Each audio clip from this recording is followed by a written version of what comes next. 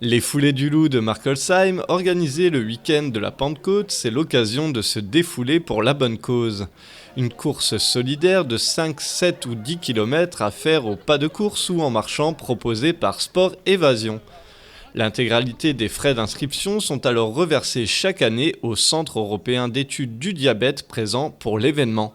Au centre du CED, on peut faire une des étapes les plus importantes, qui est le dépistage. Il faut savoir qu'en France, nous avons actuellement à peu près 4 millions de personnes affectées par le diabète et à peu près 800 000 qui le sont mais ne le savent pas.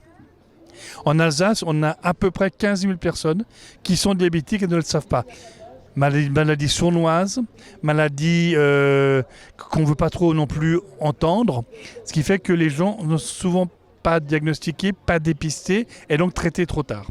Donc première étape fondamentale du dépistage, vous voyez que les gens viennent avant la course pour faire mesurer leur taux de sucre dans le sang, pour voir où ils en sont.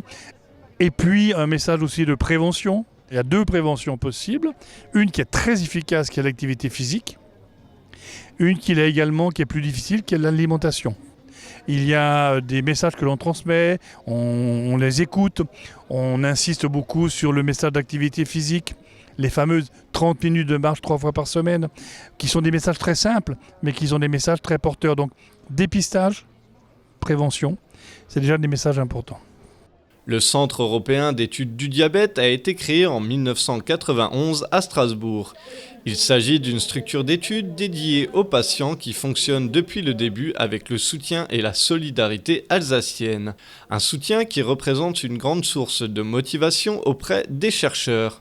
Ceux-ci comprennent qu'ils ont un devoir de retour face à la population qui investit son temps, son argent et son affectif pour aider les recherches. Aujourd'hui, on est sur une piste extraordinaire.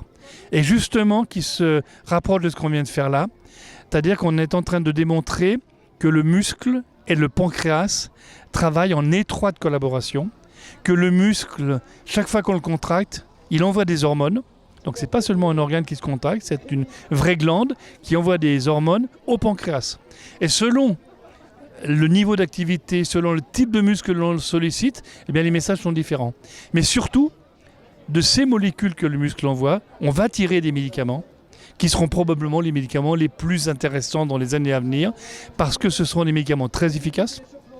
Ce seront des molécules naturelles et pas des médicaments, des molécules naturelles que le muscle de chacun produit et qu'on ne pourra utiliser. Donc une thérapeutique naturelle, une thérapeutique donc sans effet secondaire et avec une efficacité remarquable puisqu'elle reproduit ce que fait l'homme dans son naturel. Cette 7e édition des Foulées du Loup remporte toujours autant de succès avec un soleil toujours au rendez-vous. Environ 1200 personnes ont mobilisé leurs muscles et leur générosité dans une ambiance sportive et solidaire. Depuis la première édition, environ 50 000 € ont été récoltés. La course de Markolsheim a donc permis de financer un chercheur et son matériel pour une année, et elle semble bien partie pour en financer un second sur les prochaines éditions.